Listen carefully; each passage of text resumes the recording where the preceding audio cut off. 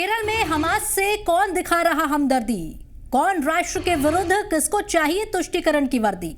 Middle east war की आहट, भारत में खतरे की घंटी। गजा से हमास का सफाया, भारत से पीओके तक हिसाब बकाया। मोसाद जैसी एजेंसी को लेकर दुनिया भर में अपने खुफिया तंत्र के लिए मशहूर इजराइल पर 7 अक्टूबर 2023 को जब इस्लामिक चरमपंथी हमास ने अचानक हमला किया तब पूरी दुनिया भयभीत रह गई थी।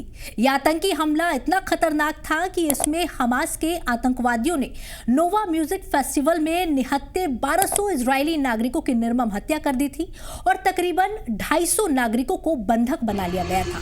हमास की इस क्रूरता को दुनिया भर में भय की नजर से देखा गया।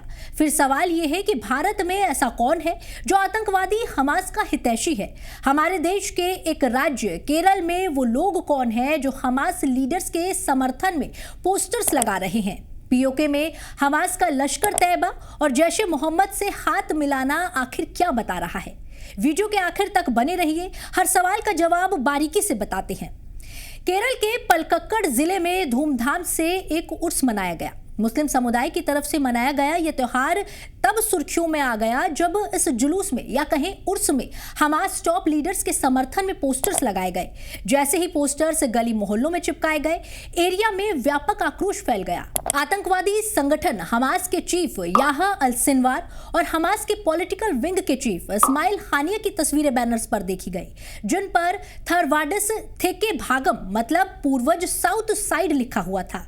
मुस्लिम मोहल्लों में युवाओं ने इन पोस्टर्स के साथ बकायदा एक रैली निकाली। इस घटना से अब पलक्कड़ जिले में भरपूर तनाव है। हिंदू संगठनों ने इस घटना का कड़ा प्रतिरोध किया है। वार पलटवार का दौर भरपूर जारी है। सीपीआईएम के बैनर तले राज्य की कुर्सी पर पदासीन मुख्यमंत्री पिनाराई विजयन से गंभीर सवाल पूछे जा रहे हैं। उर्स के आयोजनकर्ताओं ने इस पूरे मुद्दे से खुद को अलग कर लिया है।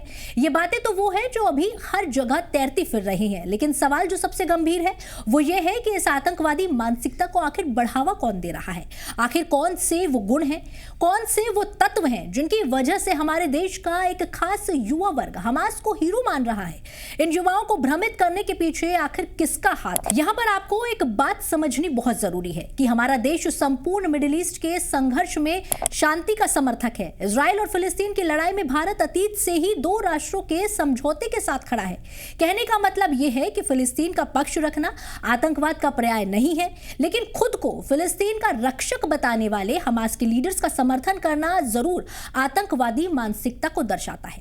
यह आतंकवादी मानसिकता क्या पीओके से आ रही है? क्योंकि हमास का एक ग्रुप अभी हाल फिलहाल में ही पीओके के पुंछ जिले में लश्कर तैयबा और जैश ए मोहम्मद के साथ हाथ मिलाता देखा गया।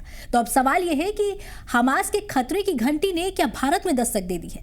क्या एक नया आतंकवाद भारत में जन्म ले रहा है? जी भारत।